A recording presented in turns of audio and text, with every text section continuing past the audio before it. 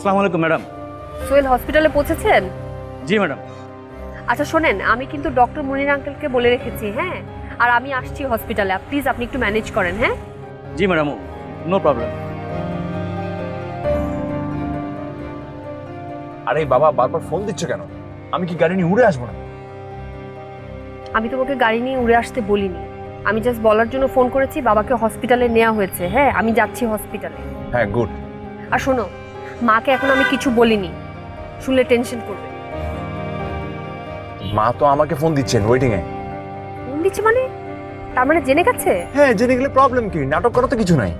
আচ্ছা তুমি কাটো। আচ্ছা। হ্যাঁ মা। তুই কোথায়? তোর বাবাকে হসপিটালে নিয়ে গেছে কেন? বাবা একটু সিক হয়ে পড়েছে, তুমি কোনো টেনশন করো না। তোর বাবা অজ্ঞান হয়ে গেছে, অফিসের লোকেরা বলছিল সেন্সলেস হয়ে গেছে, তোর বাবার প্রেশারটা হাই ছিল।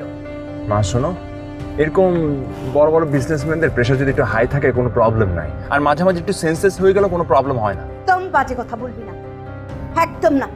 আর তুই কোথায়? এখনো হাসপাতালে যাচ্ছিস না কেন? আমি গেলে তো ওনার প্রেশার আরো হাই হয়ে যায় মা। শুভ, আচ্ছা মা, আমি গাজীপুর ফ্যাক্টরিতে গিয়েছিলাম, এখন রাস্তায় আমি যাচ্ছি।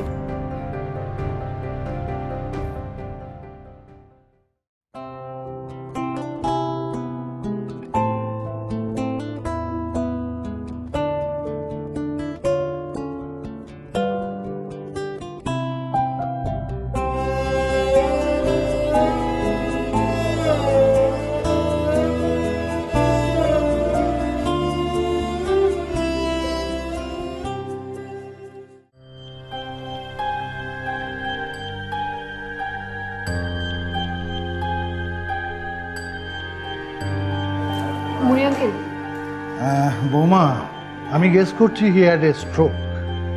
সিচুয়েশন ক্রিটিক্যালি বলবো, আই থিঙ্ক প্রচুর ব্লিডিং হয়েছে, অপারেশন লাগবে। কি বলেন? হঠাৎ করে? হ্যাঁ, এইসব কেস তো হঠাৎ করেই হয় না। আর লাস্ট উইকেও তো তোমার শ্বশুর এখানে চেক আপ করিয়ে গেলেন। শোনো, তোমাদের শক্ত হতো, আমরা সর্বোচ্চ ট্রাই করব, বাকিটা উপরওয়ালার হাতে।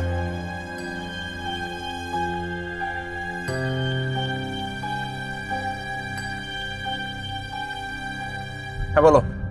কত দূর তুমি? এই তো হাফ অ্যান আওয়ার লাগবে। বন্ড সাইন দিতে হবে, বাবাকে অপারেশন থিয়েটারে ঢোকাচ্ছ, কি করব? তো তুমি করে দাও, আমার জন্য ওয়েট করার দরকার নেই তো। তুমি তো বাবা লক্ষ্মী মেয়ে, লক্ষ্মীর হাতে সাইন হওয়াটাই ভালো। I am not lucky son for my father. এখন এসব কথা না বললে হয় না। আচ্ছা সরি। বাই।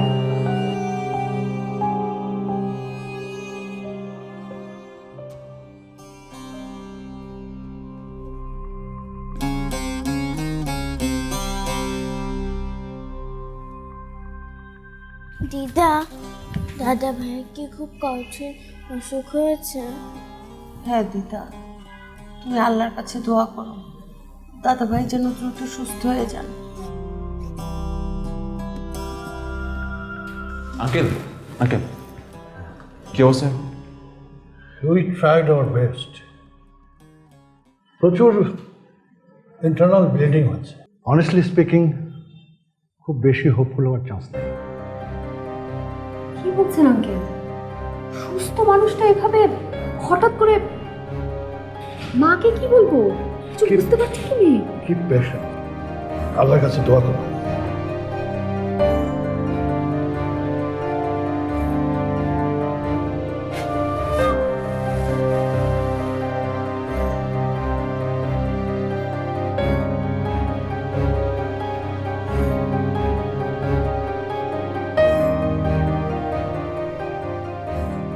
কি হয়েছে ভাইয়া? ঘুমাচ্ছিলাম, এখানে তো মাঝরাত। শোন, বাবা হসপিটালে স্ট্রোক করেছে, সিচুয়েশন খুব একটা স্টেবল না। কি বলো? তুই একটা কাজ কর, তুই টিকিট কেটে ফেল, তোর আসা দরকার। আসা দরকার মানে? বাবা ফিরে আসা চান্স কম। ভাইয়া তুমি কি বলছো এগুলো?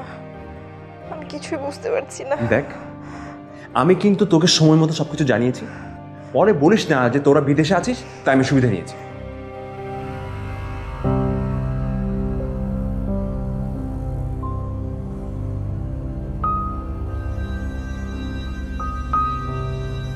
শোনো নাইমা, তোমরা আমার কাছে লুকাচ্ছ। তুমি তো ফোনে আমাকে কিছুই বলো নাই পরিষ্কার করে। বাবার অপারেশন হয়েছে, 24 ঘন্টা অবজারভেশনে থাকবে। তোমার শ্বশুর বাঁচবেন তো? ডাক্তাররা তো চেষ্টা করছেন, আর হায়াত মত তো আল্লাহর হাতে না। লোকটাকে কোনোদিন বুঝতেই চাইলাম না। সারা জীবন শুধু ঝগড়া করেছি, বকেছি। মা, কিছু হবে না, আল্লাহ আল্লাহ করে।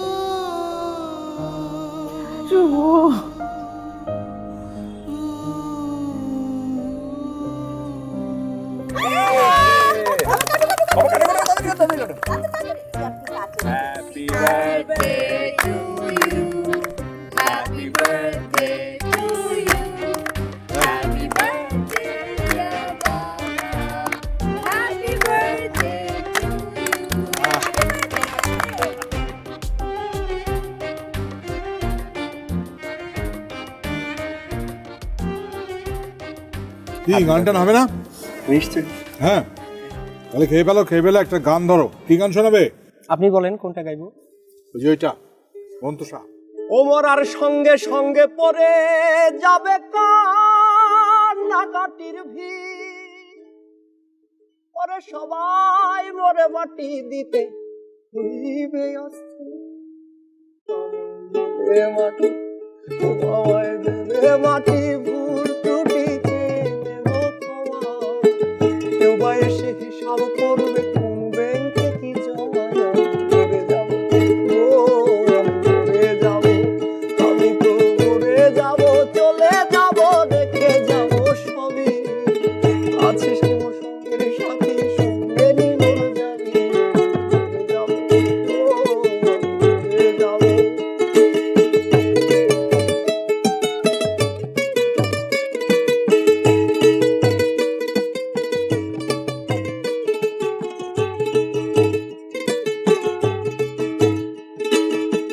মরে যাব, রেখে যাব দুনিয়ার সম্পদ, সেই সম্পত্তি ডেকে আনবে আপদ আর বিপদ।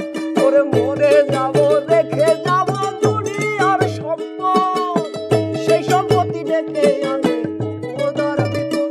সম্পদ ভাগের জন্য, ও সম্পদ ভাগের জন্যে মন মালিকের হবে সূত্রপাত। একজনকে করবে আর একজন আঘাত উপঘাত।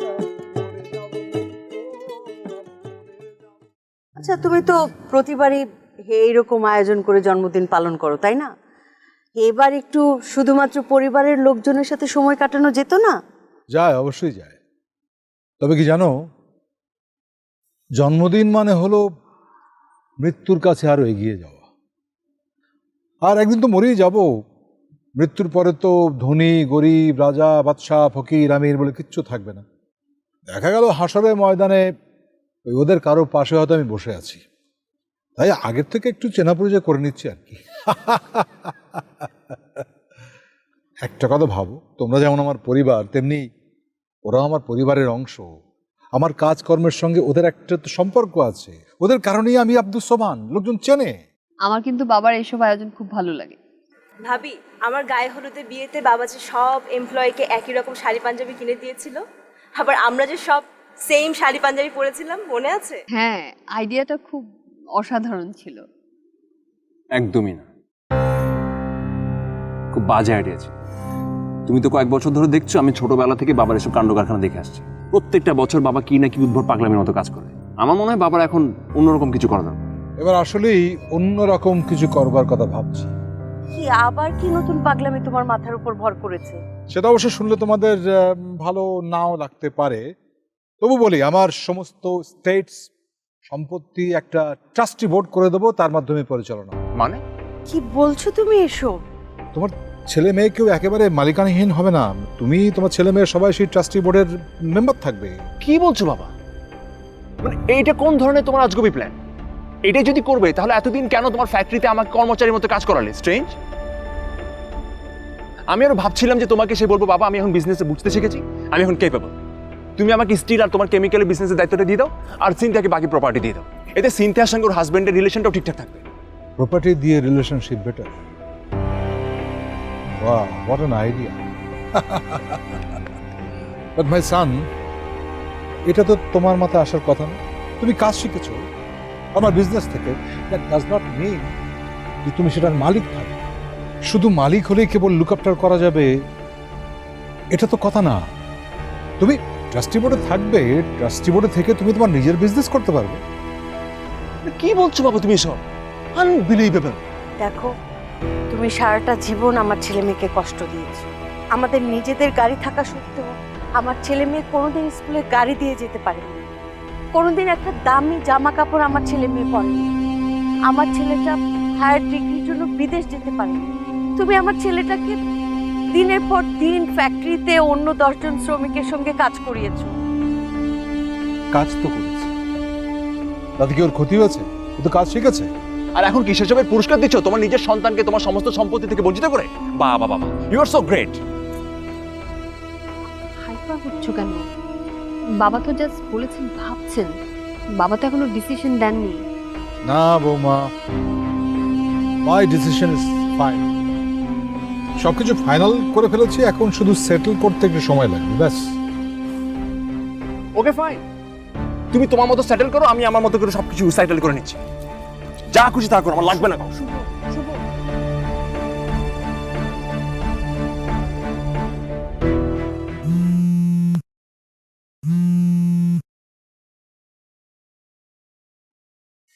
আঙ্কেল, শুভ, তুমি কি একটু হসপিটালে আসতে পারবে?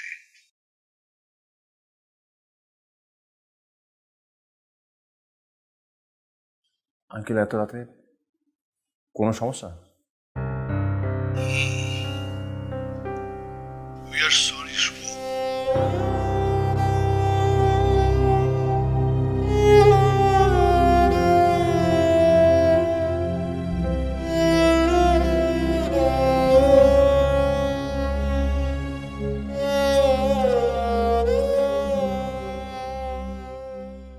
আঙ্কেল, শুভ, আমরা আমাদের সর্বোচ্চ চেষ্টা করেছি। এখন দাফনের ব্যাপারে তোমাকেই সিদ্ধান্ত নিতে হবে। সিনথিয়া না আসা পর্যন্ত তো আমরা কোনো ডিসিশনে যেতে পারবো না। সিনথিয়া ফ্লাইটে। ওকে, তোমরা কি ওনাকে একবার দেখতে চাও? আমি অবস্থা দেখতে পারবো না। তুমি যাও। তাহলে ডেড বডিটা ফ্রিজিং করার ব্যবস্থা করি, আর অফিসিয়াল প্রসেসগুলো প্রসিড করতে বলে দিচ্ছি। হ্যাঁ, তোমরাও সিদ্ধান্ত নাও।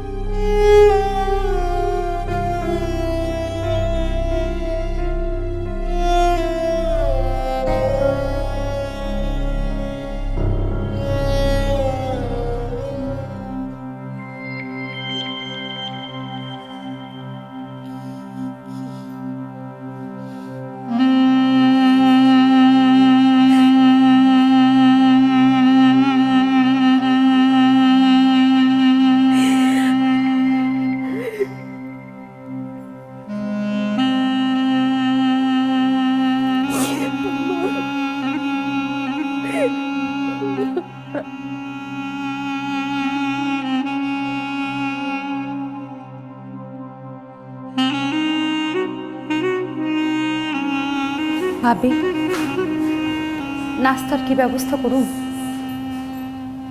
কিছু একটা করো, সবাইকে তো খাওয়াতে হবে। শোনো, সারাদিন কিন্তু অনেক মেহমান আসবে। চা নাস্তা যা আছে সব রেডি রাখবা। আচ্ছা ভাবি।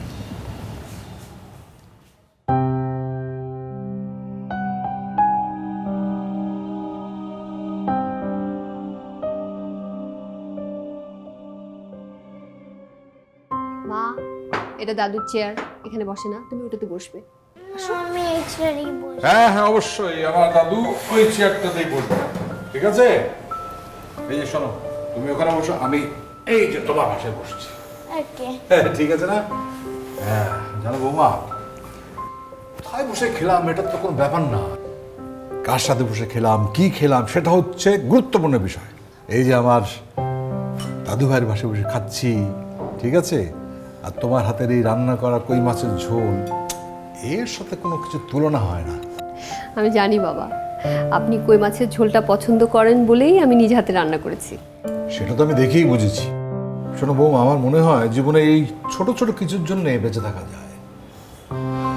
যেমন ধরো, ছোটবেলায় আমার মায়ের হাতের পুঁই শাক চিংড়ি মাছ দিয়ে রান্না, তারপর তোমার কুমড়ো ভাজি, তারপরে তোমার ধরো করল্লার ডাল, মানে এটার জন্য আমরা বায়না করতাম রীতিমতো।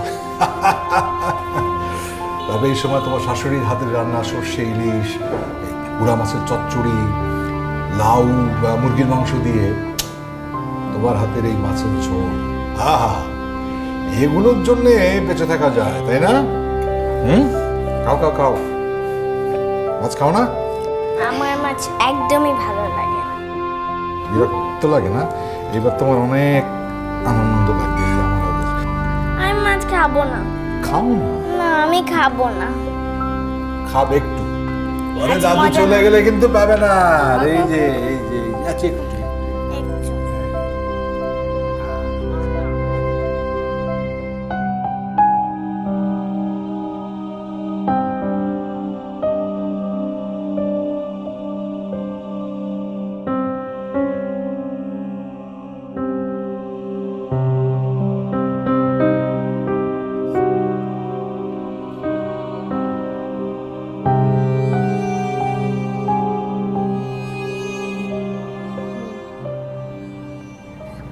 কালকে রাতে থেকে আপনি কিছু খাননি, কিছু একটা মুখে দেন প্লিজ। সিনথিয়াকে খবর দেওয়া হয়েছে? শুভ দিয়েছে, ফ্লাইটে ওঠার আগেই জানতে পেরেছে। হায় রে, বাবার কি নেওটা ছিল মেয়েটা। আহারে, সেই মেয়ে সে বাবার মৃত মুখটা দেখবে। বাবা, একটু শান্ত হন।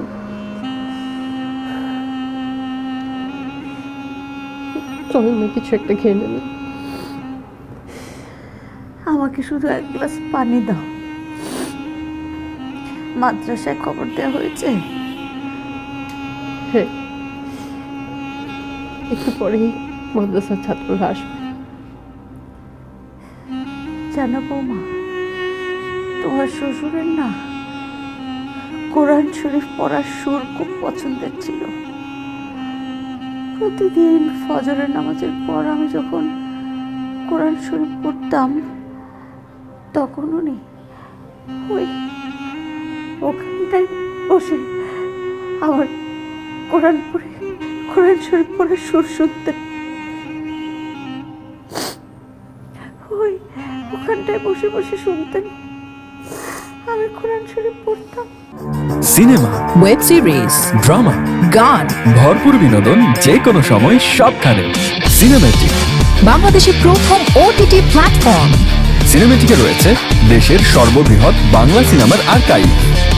Cinematic, blockbuster cinema, original web series, drama ও টেলিফিল্ম, মিউজিক ভিডিও সহ আনলিমিটেড বিনোদনের নতুন দুনিয়া। ভিজিট www.cinematic.movie অথবা ডাউনলোড করুন। সিনেম্যাটিক, দেশি ভালোবাসায় তৈরি গ্লোবাল অ্যাপ। সিনেম্যাটিক। গাইরিল মাকতুবি আলাইহিম ওয়ালাদ-দাল্লিন, আমিন।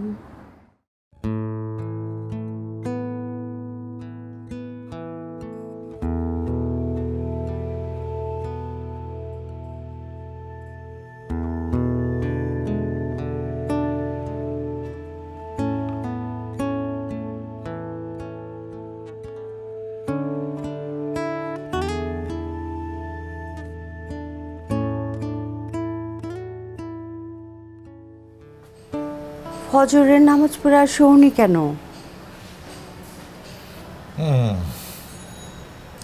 আচ্ছা, একটা কথা বলো তো, সারাদিন তুমি আমার সঙ্গে কর্কশ কণ্ঠে কথা বলো, ঝগড়া করো, আর ভোরবেলা এত সুন্দর করে মিষ্টি করে কোরআন শরীফ তুমি তেলাওয়াত করো। দুটো তো মেলে না। ভোরবেলাতেই কি কর্কশ কণ্ঠ শুনতে চাও? ভোরবেলা কেন, কখনোই তোমার কর্কশ কণ্ঠ শুনতে চায় না, এখন তো নাই।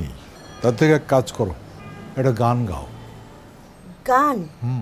এই সময়ে? তুমি কি ভুলে গেছো এক সময় তোমার গান শুনেই তোমার প্রেমে পড়েছিলাম? থাক, এখন আর ওসব ওই পুরনো দিনের আদিক্ষেতা করতে হবে না। চা বানিয়ে নিয়ে আসি, চা খাবে? না না, চা খাবো না। বাবুবা জানো, শুয়ে শুয়ে একটা স্বপ্ন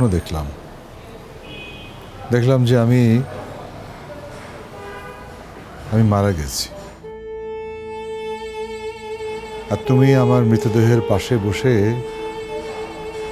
খুব সুরেলা কণ্ঠে কোরআন শরীফ তেলাওয়াত করছো। আমি চিৎকার করে বলতে চাইলাম, বাবুবা আমি বেঁচে থেকে সারা জীবন তোমার এই কোরআন তেলাওয়াত শুনতে চাই, আমি মরতে চাই না। সেই সময় ঘুমটা ভেঙে গেল, দেখি তুমি খুব মিষ্টি করে কোরআন শরীফ তেলাওয়াত করছো।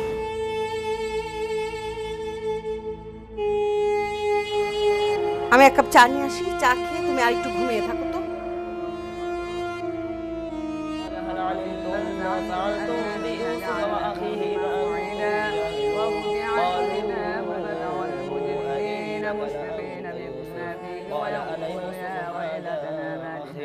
قد من الله لهذا الكتاب لا يغادر صغيرة ولا كبيرة إلا أحصاها قالوا تالله لقد آثرك الله علينا وإن كنا لخاطئين قال لا تثريب عليكم اليوم يغفر الله لكم وهو أرحم الراحمين اذهبوا بقميصي هذا فألقوه على وجه أبي بصيرا وأتوني بأهلكم ولما فصلت العير قال أبوهم إني لأجد ريح قالوا خلق السماوات والأرض ولا خلق أنفسهم فلما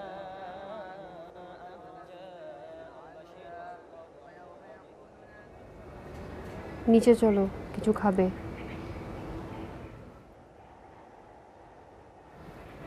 ইচ্ছা করছে না, খিদে নাই। এই সময় ক্ষুধা না লাগারই কথা, কিছু না খেলে এনার্জি ফল করবে। মা সিনথিয়ার ব্যাপারে জিজ্ঞেস করছিল, আমি বলেছি ওরা সব জানে, আর ফ্লাইটে উঠেছে। সিনথিয়ার ওই গুড ফর নাথিং হাজবেন্ডটা মনে হয় সিনথিয়ার চাইতে আরো অনেক বেশি আপসেট। কেন? ওর শ্বশুর ওর নামে কোনো প্রপার্টি লিখে না দিয়ে মারা গেল, ও আপসেট হবে না? শুভ, সবাইকে নিজের মতো মনে করো না তো প্লিজ। তুমি চিনো না অনিমকে? ওর অস্ট্রেলিয়াতে সবকিছু সেট ছিল, ভালো বিজনেস ছিল, পার্টি করে জোয়া খেলে সবকিছু নষ্ট করেছে, এরপর লেগেছে বাবার সম্পত্তির পিছনে। কিন্তু পরে যখন জানলো যে বাবা সবকিছু ট্রাস্ট করে দেবে, তারপর সে ইচ্ছে করে সিনথিয়ার সঙ্গে সম্পর্কটা নষ্ট করলো, আমার সঙ্গে বদমাইশি করলো। সিনথিয়াকে বোঝালো বাবার সব সম্পত্তি নাকি আমি ভোগ করে নিচ্ছি। আচ্ছা বুঝলাম, কিন্তু এখন এসব বিষয় নিয়ে চিন্তা করার সময় না। আমি আজকে উকিল নরেশ সাহেবের সঙ্গে কথা বলবো। বাবা কোথায় সম্পত্তি কি উইল করে গেছেন, ট্রাস্টের কাজ কতটুকু এগিয়েছে, সব কিছু জানতে হবে। এতদিন তো এসব জানানো আমাদের কাছে নিষেধ ছিল, এটাও দেখো কি একটা পাগলামি করে গেছেন বাবা। সব জানি, এখন এগুলো নিয়ে কথা না বলো প্লিজ। আমি যেভাবে বলছি সেভাবে করো। আসো। যাও, আসছি, যাও।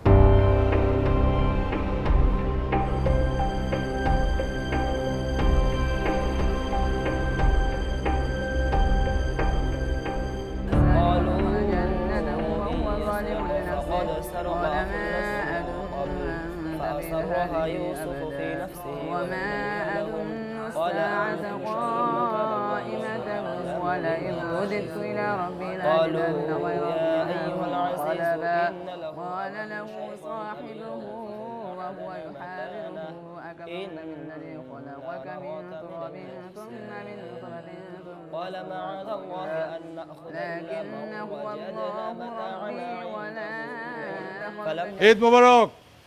জান কি নামাজ যাবে তো? জি স্যার। চলো।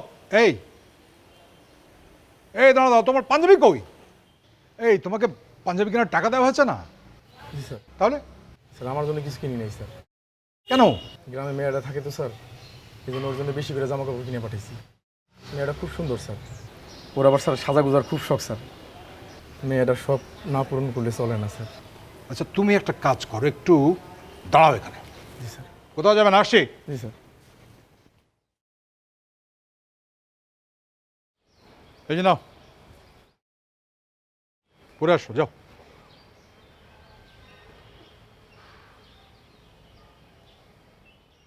যাও।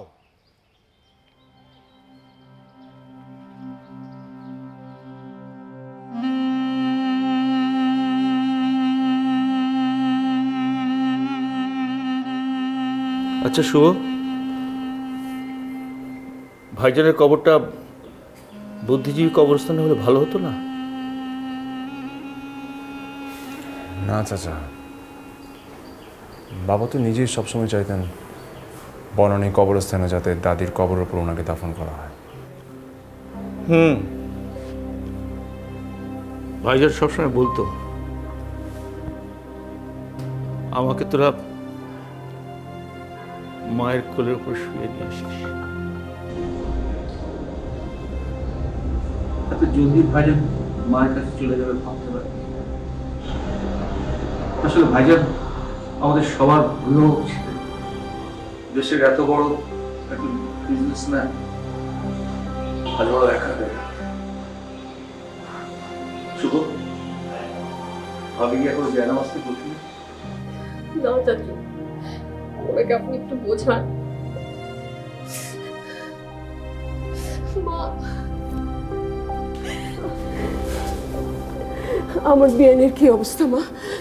আমি কি তার কাছে যাবো একটু? চল তোমাকে নিয়ে যাই। আসেন ভাইজান, বসেন।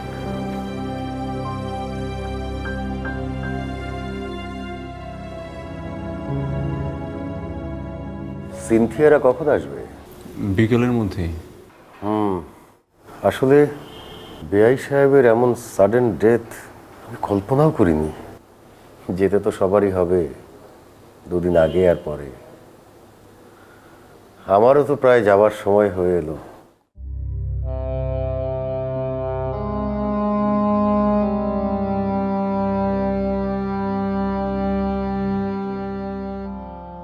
না না, আপনি তো এখনো খুব ফিট ভাইজান। হ্যাঁ, আমি একটু মেনটেন করার চেষ্টা করি। লাইফস্টাইলের সব বিষয়, সব দিক থেকেই আমি খুব concern. And I believe discipline is the key for successful and healthy life.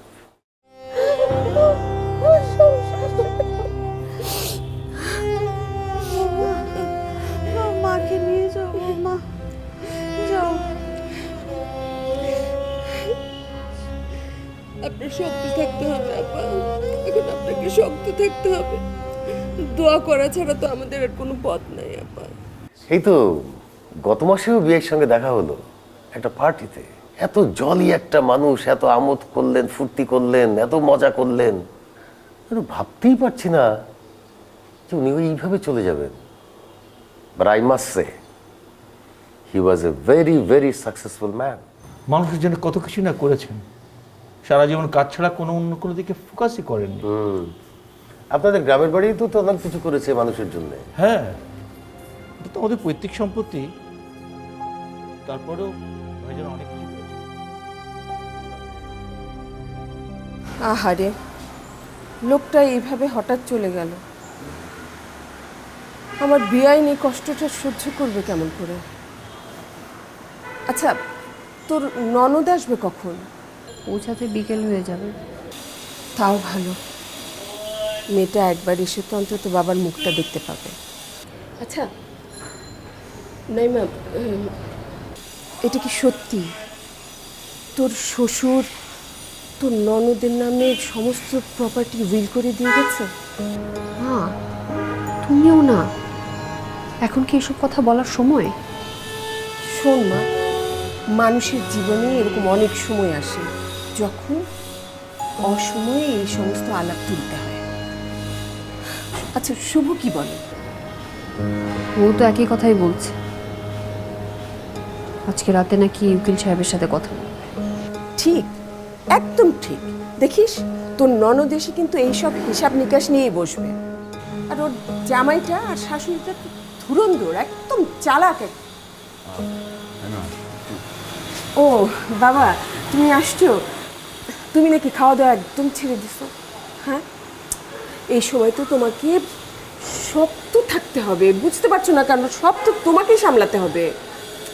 তোমাকে ফিজিক্যালি স্ট্রং থাকতে হবে, মেন্টালি স্ট্রং থাকতে হবে। মামি ঠিক আছে না, একটু শুনবে?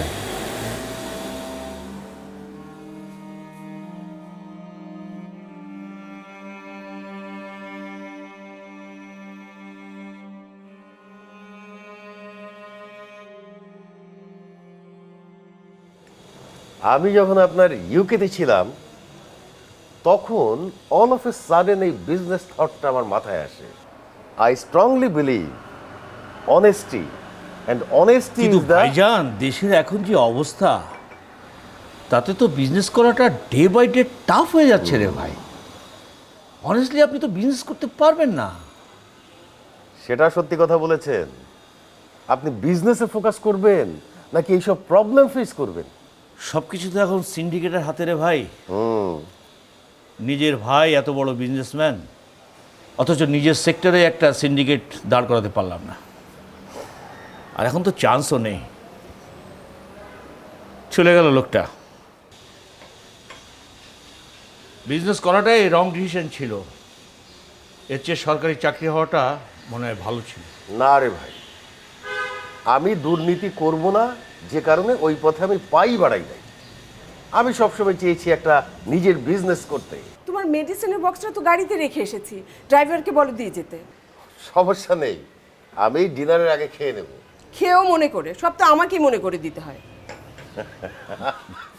সবকিছুই তার আরে মনে আপা, করে দিতে হয়। আপনি কখন এসেছেন? অনেকক্ষণ এসছি আপা, নিচে বেয়ানের সাথে কথা বলে তারপরে এখানে আসলাম। যেটা বলছেন আপনি ভালো করেছেন। তো কেমন আছেন আপনি? এই বয়সে যেমন থাকে, একা একা থাকি তো, নিজেরটা নিজেরই দেখাশোনা করতে হয়, আর ভালো লাগে না। আপনার তো 3 ছেলে মেয়ে দেশের বাইরে থাকে। জি, আমার 3টা ছেলে মেয়ে দেশের বাইরে থাকে। আর এই বড় ছেলে তো কানাডাতে মনে করেন গাড়ি বাড়ি এগুলো সবই করেছে। আর অসীম সারাক্ষণ মা তুমি আমার কাছেই থাকতে হবে, আমার কাছেই থাকতে হবে। সিনথিয়াও তাই একই কথা, কিন্তু এই পাচ্ছি না। তো আপনি কেমন আছেন সেটা বলেন। আমি আছি মোটামুটি।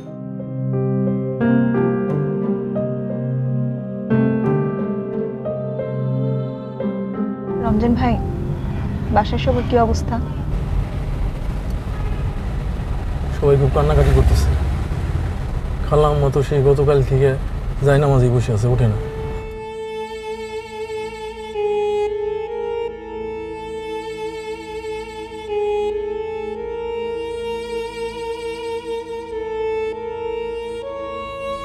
ভাইয়া আসলো না আপু?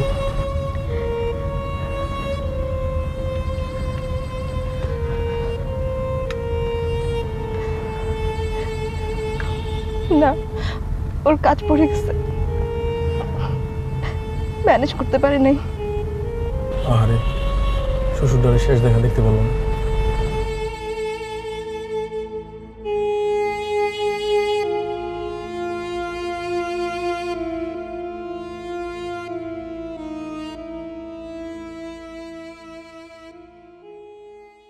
হ্যালো নরদ সাহেব, আমি আজকে রাতে আপনার সঙ্গে একটু বসতে চাই। অবশ্যই, কাল আপনার বাবার দাফনটা হয়ে যাক। সেটা তো কাল হবেই, কিন্তু কিন্তু তার আগে বাবার সম্পত্তিগুলো কোথায় দাফন হচ্ছে সেটা জানাটা আমার জন্য খুব জরুরি। আমি আজকে রাতে আপনার সঙ্গে বসতে চাই। আজকেই? ব্যাপারটা একটু কেমন দেখায় না? আমি আর আপনি ছাড়া তো সেটা কেউ জানবে না। সো ভালো দেখাবে নাকি খারাপ দেখাবে সেটা তো প্রশ্ন আসছে না, তাই না? না মানে আপনার বাবার প্রপার্টি ট্রাস্ট করার প্রসেসিং এর কাজটা কিন্তু এখন পর্যন্ত শেষ হয়নি। আমি তো এই জন্যই বলছি, তার আগে আমি আপনার সঙ্গে বসতে চাই। আই হোপ এখন আর আপনার কোনো ঝামেলা নাই। আজ রাতেই তো দেখা হচ্ছে। তবে আপনাকে একটা কথা এখনই বলতে পারি। কি? আপনার বাবার প্রপার্টি ট্রাস্ট করার প্রসেসিং বন্ধ করার ক্ষেত্রে আপনি কিন্তু আর কিছুই করতে পারবেন না। কেন? কারণ আপনার বাবার বিজনেস এবং প্রপার্টির সব কিছুর পাওয়ার অফ অ্যাটর্নি কিন্তু এখন অন্য আরেকজন। মানে কি? মানে কি বলেন? কার নামে? সেটা না হয় রাতে দেখা হলেই বলি। আরে শুনেন,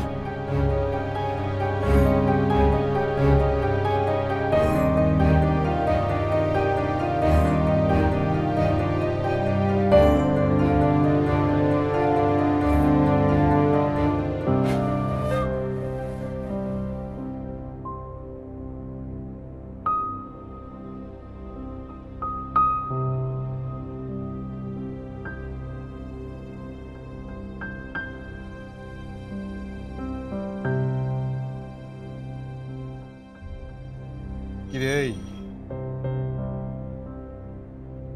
কাঁদছিস কেন এই বোকা মেয়ে? আমি কি পারি আমার এই আদরের ছোট্ট সোনা মেয়েটাকে ফেলে রেখে চলে যেতে? হ্যাঁ, তাহলে চলে গেলে যে সেটা তো এই শরীর চলে গেছে, আমার ছায়া, আমার স্নেহ, মায়া, মমতা সব তোর জন্য রয়ে গেছে। এই ছোট্ট আদরের মেয়েটার জন্য আছে। কাঁদিস না, আমি তো আছি।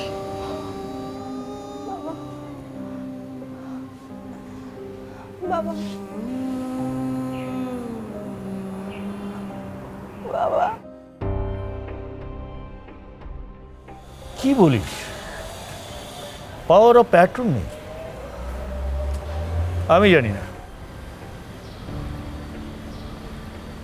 তোমার তো জানার কথাও না, কিন্তু জানবেটা কি? তোর বাবা তো আমাকে কোনোদিনই বিশ্বাসই করে নাই। আরে বাবা, বিজনেসে এদিক ওদিক সবাই একটু করে, আর সেটা কি আমি আমার জন্য করেছিলাম? বিজনেস প্রফিট হলে, বিজনেস একটু এক্সপান্ড হলে সেটা তো সবারই লাভ ছিল নাকি? যাই হোক, তোর বাবার কাছে আমার পাওয়ার কিছু নেই, অথবা আমার জেনেও কোনো লাভ নেই। কিন্তু চাচু, তুমিও তো ট্রাস্টি বোর্ডের ওয়ান অফ ডিরেক্টর হতে চেয়েছিলে, সেটা কিন্তু আমি জেনে গেছি। সেটা তো সিক্রেট কিছু না, মানে আমি তো গোপনে কিছু করছিলাম না। গোপনে তুমি কিছু একটা করছো। কি? তুমি আমার শ্বশুরের কাছ থেকে বিজনেস বের করার চেষ্টা করছো, আর সেটা বের করতে পারলেই তুমি তোমার পার্টনারকে লাইন মারতে পারবে। কি বলিস শুভ? মাথা খারাপ নাকি তোর? আমার মাথা খারাপ না চাচু, তোমার মাথা খারাপ হয়ে গেছে।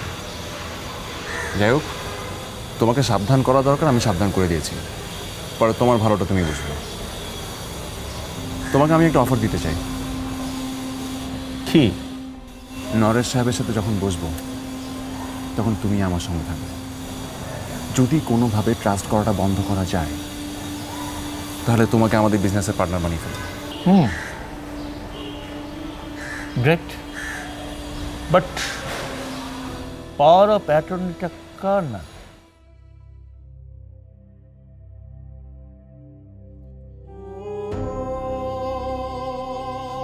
দেখছো বাবাকে? বাবাকে দেখছো?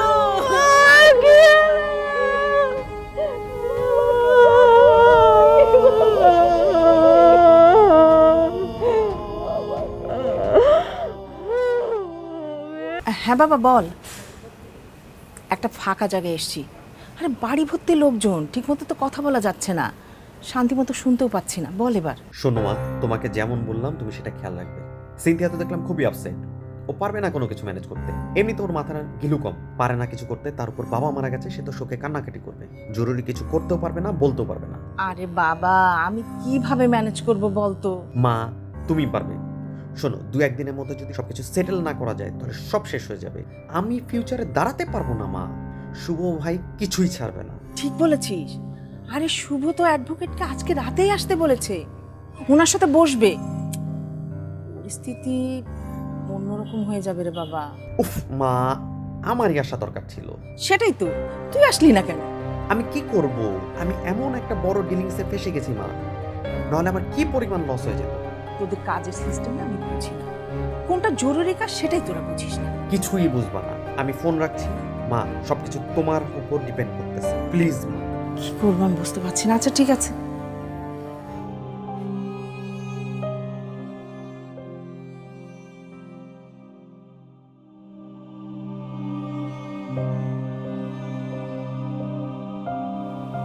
শুভ,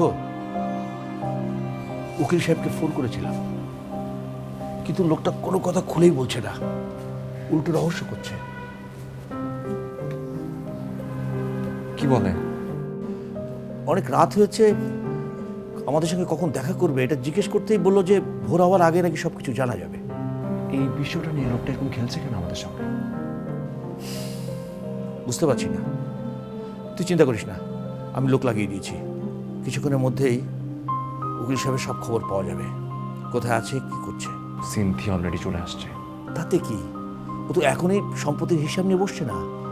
তারপরও যত তাড়াতাড়ি সম্ভব আমাদের উকিলের সঙ্গে বসা দরকার ছিল।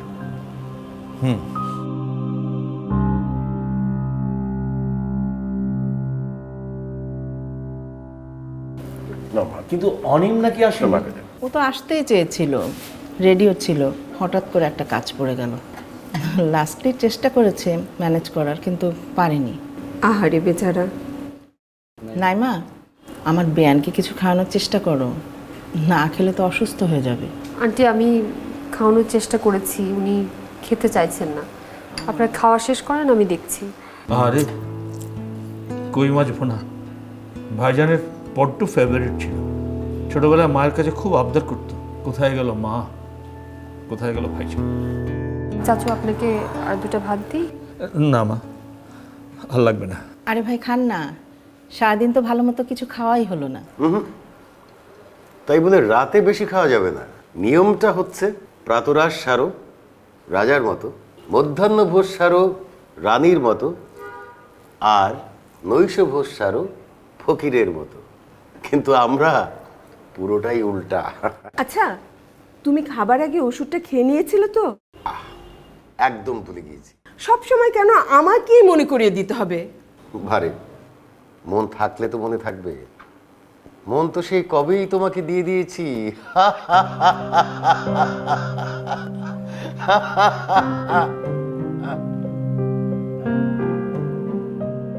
তোমার না দিন দিন কমন সেন্স।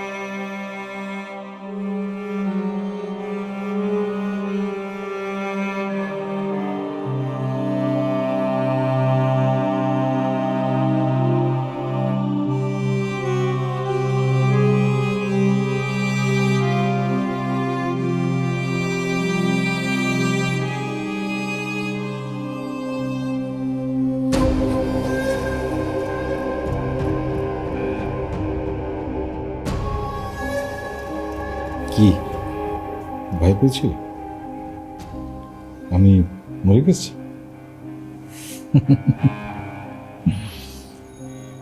যাও তো, তোমার দিদাকে ডেকে নিয়ে এসো, যাও।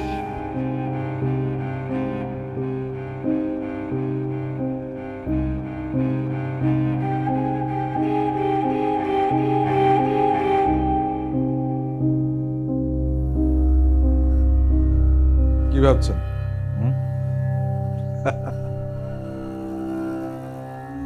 আর আমি সত্যিই সোহান। আমি জানি আপনাদের মনে অনেক প্রশ্ন, অনেক জিজ্ঞাসা, সব ব্যাখ্যা দেব আমি। তার আগে এই পুনর্জন্মটা একটু সেলিব্রেট করা যাক, কি বলেন? হ্যাঁ, না না, আমি স্বপ্নে দেখিনি, সত্যি সত্যি ডাকছে, ড্রয়িং রুমে বসে আছে, তোমাকে ডাকছে, চলো চলো। আরে বাচ্চা, আসো আসো। না সত্যি, তুমি তুমি দেখো, চলো তুমি একবার আমার সাথে একটু।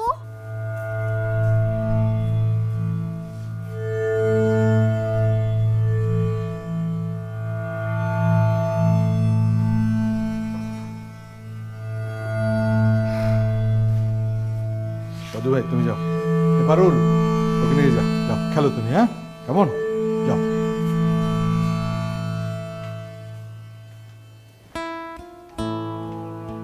কি দেখছো? এই বয়সেও কত পাগলামি করতে পারি না? I don't believe it. Why not? কি মনে হয় পাগলামি করার বয়স চলে গিয়েছে? হ্যাঁ, অনেক বুড়ো হয়ে গেছি। Do you think old man?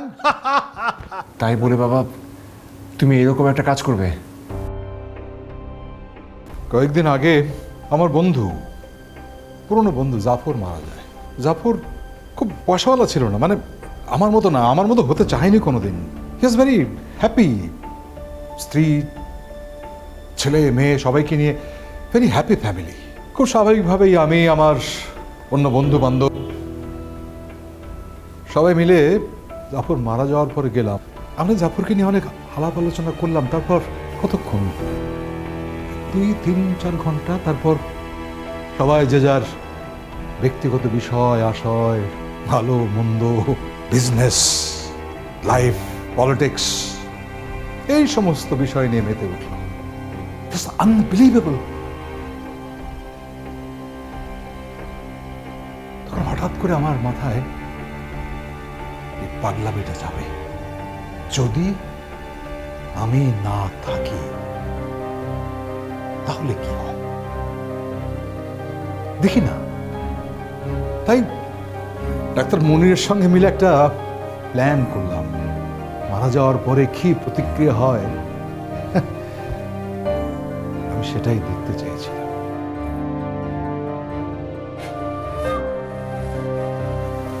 এসব পাগলামি কোনো মানেই হয় না। পাগলামি না রে শুভ, পাগলামি। জীবনটা তো একটা পাগলামি, আর আমি তো পাগলামি করেই জীবন অতিবাহিত করেছি। যখন যেটা মন চেয়েছে আমি করেছি, বাড়ি থেকে চলে গেছি। তোর মা জানে।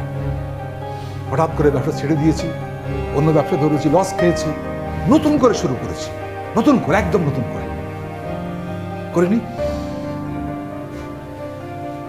তুই জানিস তো, তুই যখন জন্মেছিলি সেই দিন আমি অনেকগুলো মিষ্টির প্যাকেট নিয়ে রাস্তায় বেরিয়ে গেছিলাম। প্রত্যেকে হাতে মিষ্টি দিয়ে বলছিলাম, দেখো আমার ছেলে হয়েছে, I am a proud father of a সান।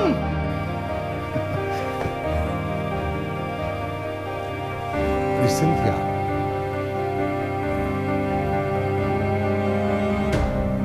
আমার মেয়েটা জন্মের পরপরই না ভীষণ অসুখে পড়ে গিয়েছে। আমি 3 দিন 3 রাত ওকে কোলে করে নিয়ে একভাবে বসেছিলাম, একভাবে, কাউকে আসতে দেয়নি, শুধু তোদের মার ছাড়া। জীবনে বাঁচতে গেলে পাগলামি করা লাগে। তাই দেখতে চেয়েছিলাম যে আমি চলে যাওয়ার পরে পৃথিবীটা কেমন হয়, আমার আশপাশের লোকজনগুলো কেমন হয়, তারা কি করে, সেই প্রতিক্রিয়াটাই দেখতে চেয়েছিলাম। কি দেখেছো? বাবা, আমি তোমার কথাবার্তা কিছু বুঝতে পারছি না। আর এসবের কোনো মানে হয়? আমি এই বাড়ির কয়েকটা জায়গায় কিছু হিডেন ক্যামেরা রেখে দিয়েছি।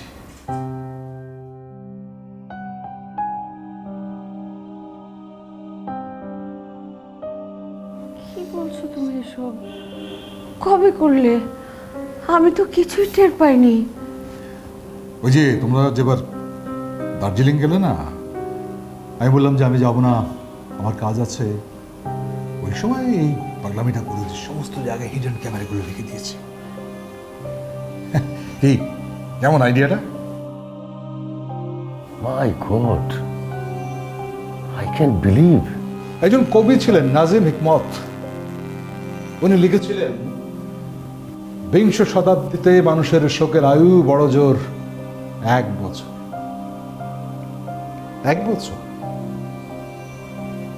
1 বছর, 3 ঘন্টা, ম্যাক্সিমাম only 3 hours।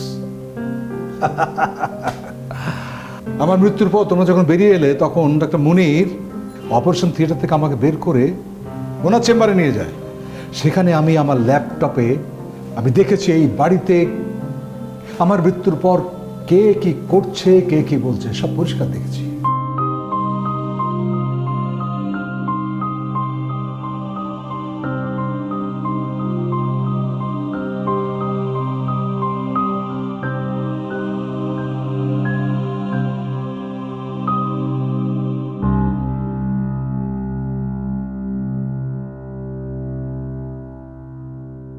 না না, এতে এম্বারাস হওয়ার কিছু নেই, অস্বস্তির কিছু নেই। আমি নিজেও তাই করি, কোনো একটা মৃত বাড়িতে গিয়ে আমি এই কথাবার্তা বলি, শোকটোক করি, তারপর ভুলে যাই, অন্য আলোচনায় চলে যাই। আমাদের কথাবার্তায় কোনো কিছু নিয়ন্ত্রণ থাকে না, কিন্তু আমার মনে হয় এই নিয়ন্ত্রণটা থাকা উচিত। আমি জানি তুমি কি বলবে,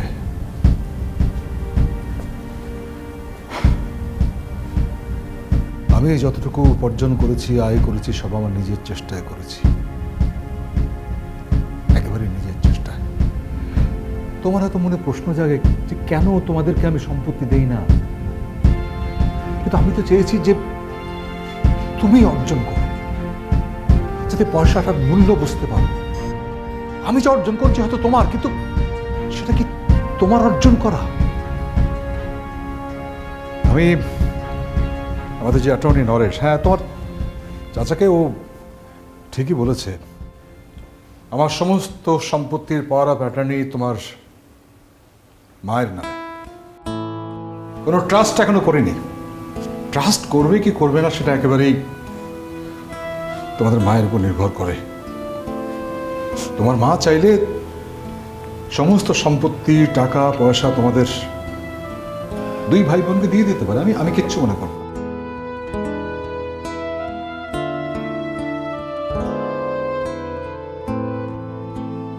একদম কানবি না। আর যাই হোক, তোদের কষ্ট আমি সহ্য করতে পারি না। ব্যাস শক্ত কর নিজেকে। কিন্তু একটা কথা, অনিমকে আমি সহ্য করব না।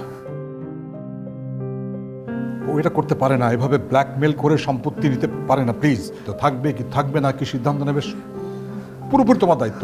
বিআই সাহেব, আপনি কি বলছেন? ভুল বলেছি? আমি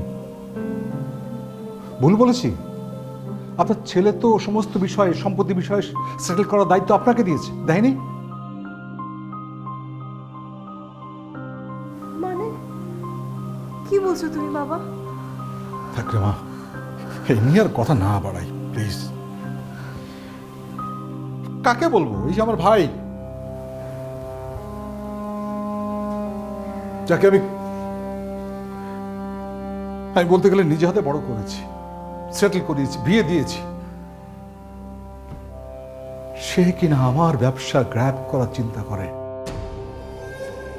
ভাইজান, তুমি আমাকে অযথাই ভুল বুঝছো। আমি কাউকে ভুল বুঝছি না, বরং আমরা একটু চাটা খাই। এই পারুল, সবাইকে একটু চা দে।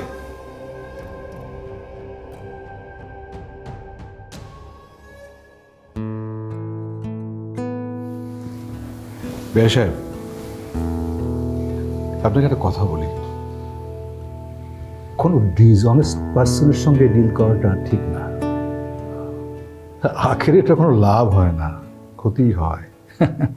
দেখেন, আপনি তো আপনার নিজের মনটা তো বিআই সাহেবকে দিয়ে দিয়েছেন সব কিছুর উপরে নির্ভর, তার উপরে।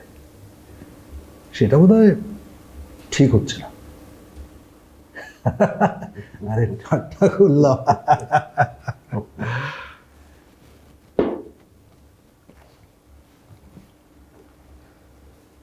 আমি একটা সিদ্ধান্ত নিয়েছি,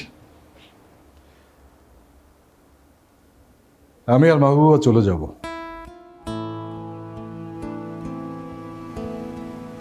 কি মাহবুবা, যাবে না?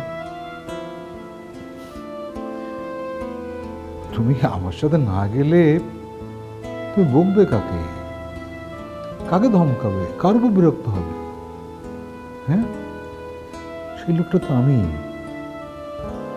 বলো যাবে না? চলো, বলো না, পারবে? কি বলছেন বাবা? কোথায় যাবেন আপনি? আমি তোমাদেরকে কোথাও যেতে দেব না বাবা। আমি এত কষ্ট করে টিকিট জোগাড় করে এত দূর থেকে ছুটে আসছি, এসে দেখি তোমাদের এই কাণ্ড। পুরো পথটা আমি একা ছিলাম, যদি বুঝতে আমার কেমন লেগেছে। আমাকে অস্ট্রেলিয়া থেকে আনিয়ে এখন তোমরা গ্রামে চলে যাবে।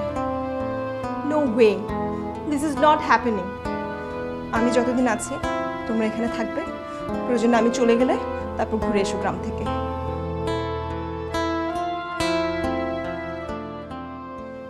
I am sorry. এই কদবাঁধা একঘেয়ে জীবনটা না আমাকে ক্লান্ত করে দিয়েছে। আমি নিতে পারছি না। সাকসেস, অর্থ, কড়ি, সম্পদ, পাওয়ার, সোশ্যাল সিস্টেম আমাকে শিখিয়েছে যে রান আফটার মানি, পাওয়ার, স্ট্যাটাস।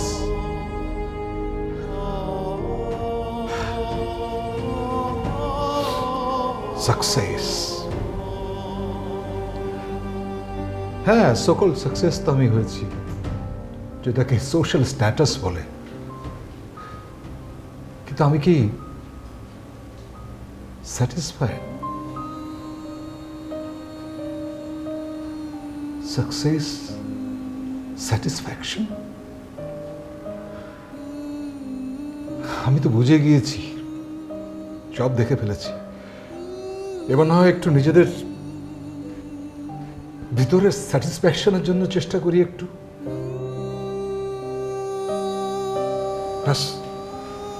চলো। বাবা এই বয়সে গ্রামে গিয়ে কিভাবে থাকবেন? Exactly, very impractical idea.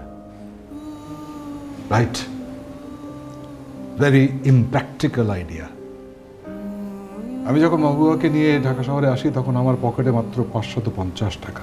তারপর থেকে একটার পর একটা ইমপ্র্যাকটিক্যাল আইডিয়াই করেছি, পাগলামি করেছি। কখনো মোটর মেকানিক, কখনো কাপড়ের ব্যবসা, কখনো অন্য কোনো ব্যবসা, দিনের পর দিন চেষ্টা করে গেছি। ব্যাস, all full of impractical idea. অনেক তো হয়েছে, থাক না, দেখি না আর একটু।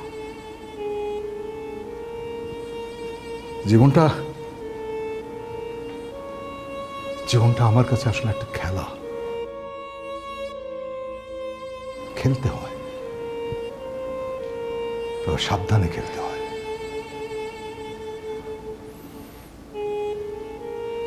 মাহবুবা,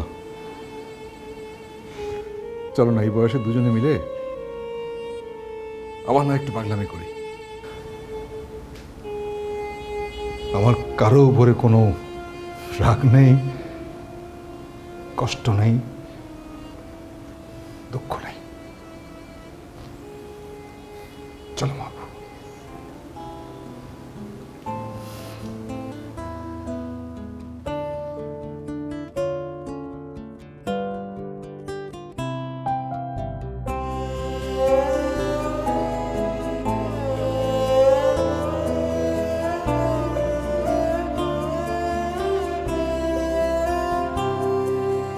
ধরো যদি আমি না থাকি,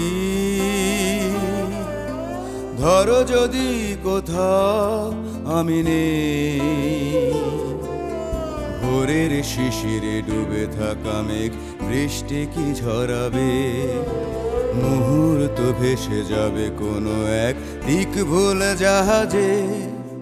ধরো যদি আমি না থাকি,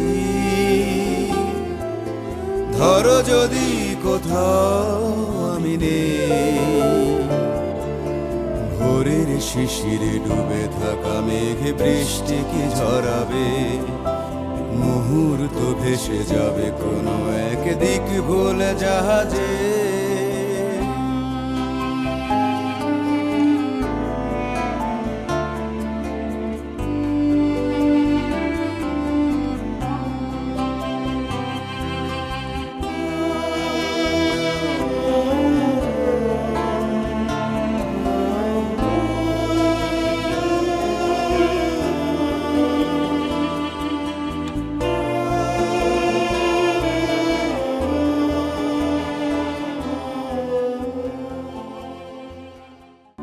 সিনেমা, ওয়েব সিরিজ, ড্রামা, গান, ভরপুর বিনোদন যে কোনো সময় সবখানে।